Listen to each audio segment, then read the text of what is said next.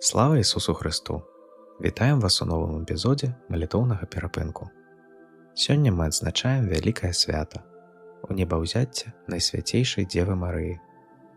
Прыклад Бахародзіцы паказвае нам дасканалы давер да Божай волі.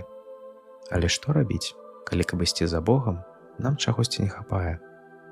Сёння, разам з грэка-каталіцкім святаром, айцом Янам Майсейчыкам, мы разглядаем нядзельнае чытанне з Евангелля паводле Мацвея.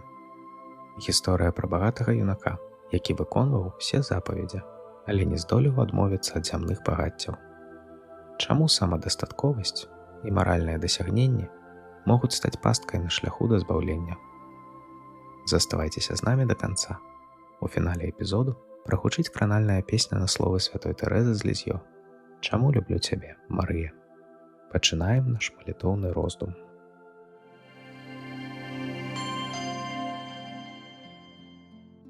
У той час падышоў да Ісуса адзін чалавек і сказаў: «Настаўнік добры, што мне зрабіць добрага, каб мець жыццё вечнае?» Ён жа сказаў яму: «Чаму ты называеш мяне добрым? Ніхто не добры, акрамя аднаго Бога. Калі ж хочаш увайсці ў жыццё, захоўвай прыказанні». Кажа яму: «Якія?» Ісус жа сказаў: «Не забівай, не чужалож, не крадзі, не сведчы фальшыва, шануй бацьку твайго і маці, і любі бліжняга твайго, як самога сябе». Кажа яму юнак: «Усё гэта я захаваў ад юнацтва майго, чаго яшчэ мне не стае?» Ісус прамовіў да яго: «Калі хочаш быць дасканалым, ідзі, прадай маёмасць тваю і раздай убогім, і будзеш мець скарб у небе, і прыходзь, ідзі за мною». Пачуўшы гэтае слова, юнак адышоў засмучаны, бо меў вялікую маёмасць. А Ісус сказаў вучням сваім: «Сапраўды кажу вам, што цяжка багатаму увайсці ў валадарства нябеснае. Зноў жа кажу вам, лягчэй вярблюду прайсці праз вушка іголкі, чым багатаму увайсці ў валадарства Божае». Пачуўшы гэтае, вучні ягоныя надта дзівіліся, кажучы: «Хто ж тады можа быць збаўленым?» А Ісус, паглядзеўшы, сказаў ім: «У людзей гэта немагчыма, а ў Бога ўсё магчыма».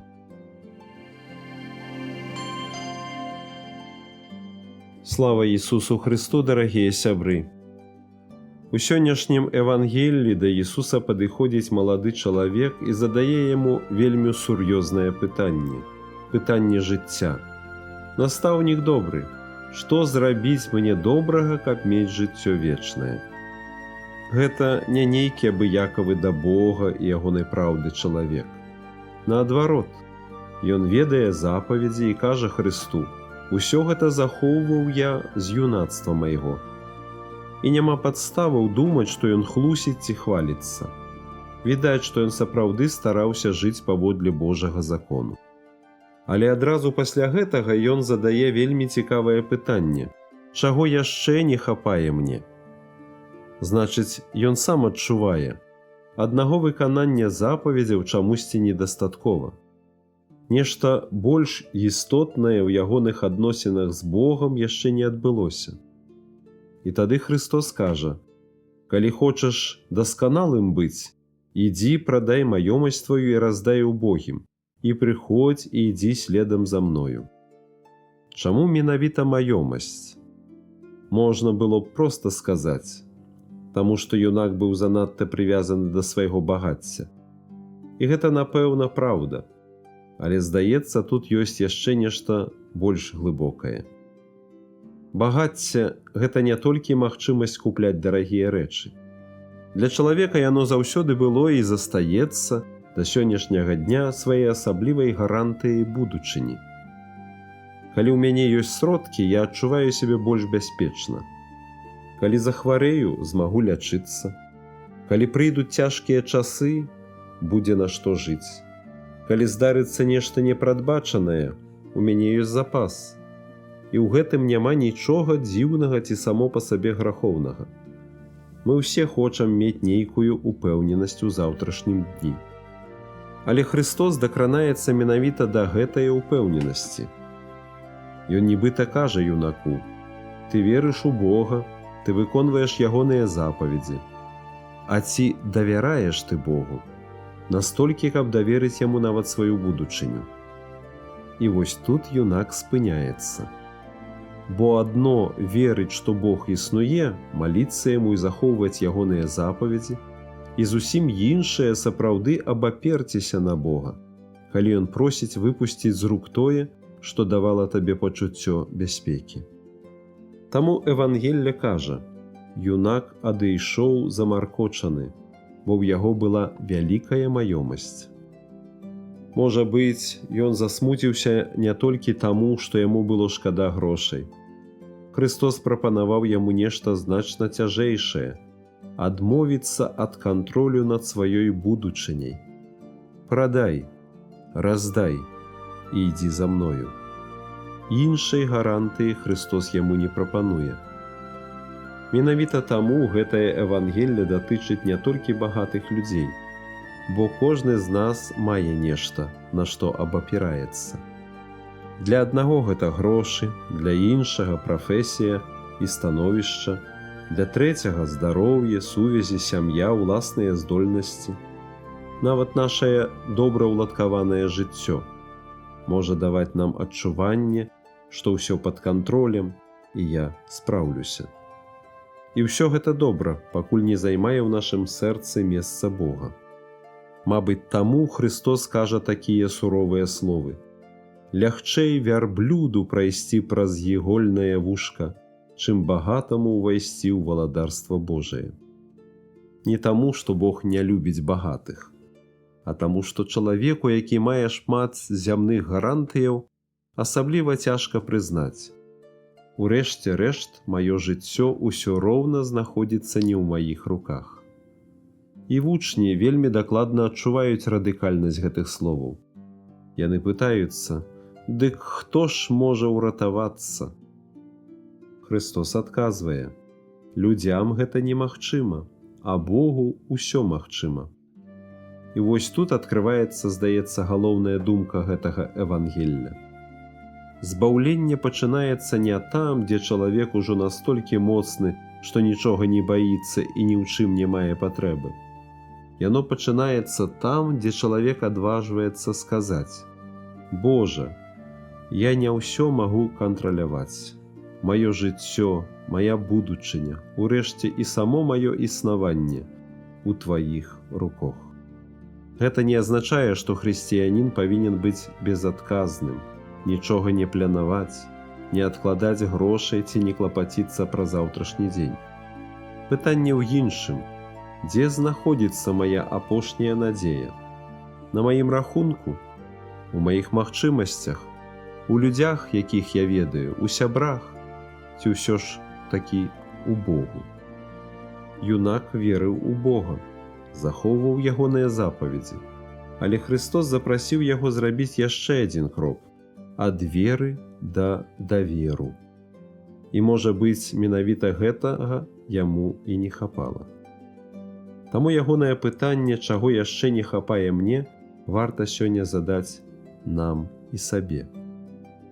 Магчыма, і мы верым у Бога, молімся, стараемся жыць паводле ягоных запаведзяў. Але ці давяраем мы яму? І асабліва ці давяраем яму тады, калі з нашых рук выпадаюць звыклыя гарантыі, і мы ўжо не можам сказаць: «Я ўсё трымаю пад кантролем». Бо вера кажа: «Бог ёсць». А давер робіць наступны крок і кажа: «Бог ёсць, і таму я магу аддаць сябе ў ягоныя рукі».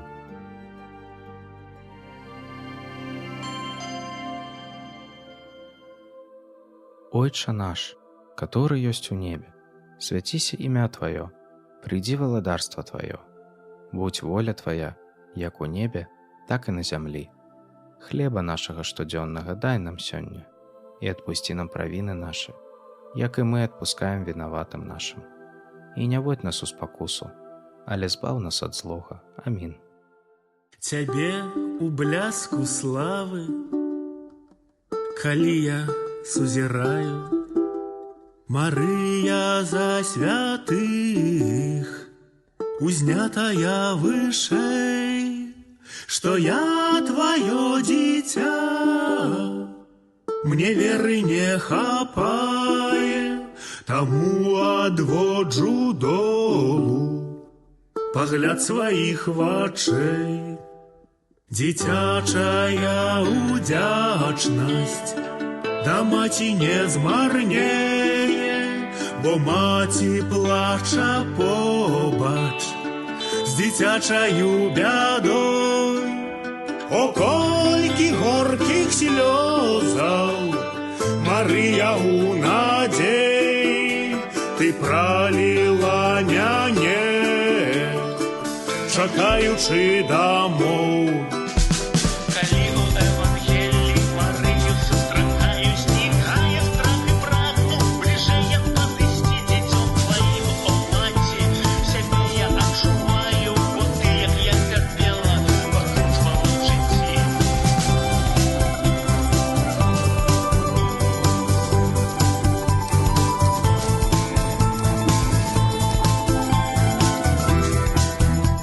Нягледзячы на ўсю маю недасканаласць, той самы Бог Марыя ў табе і ува мне, дзіцю, як ім матулі, належыць скарб таксама, таму нікчэмны страх мяне не закране.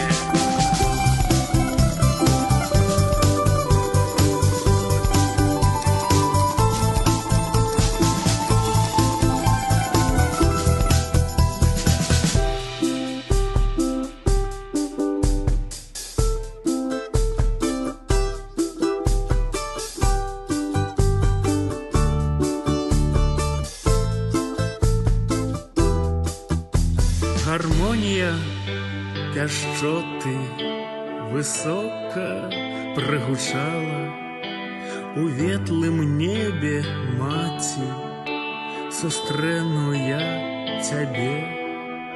Марыя, зранку ты усмешкай прывітала, яшчэ раз усміхніся, бо вечар мой ідзе.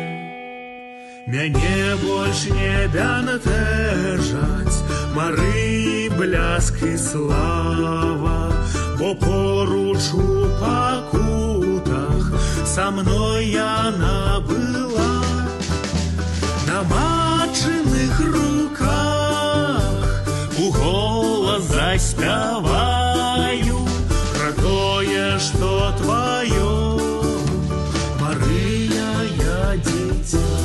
Хочу спяваць, Марыя, аб любові, трымціць пяшчотай сэрца ў грудзях, твой бляск і веліч не бянтэжаць болей.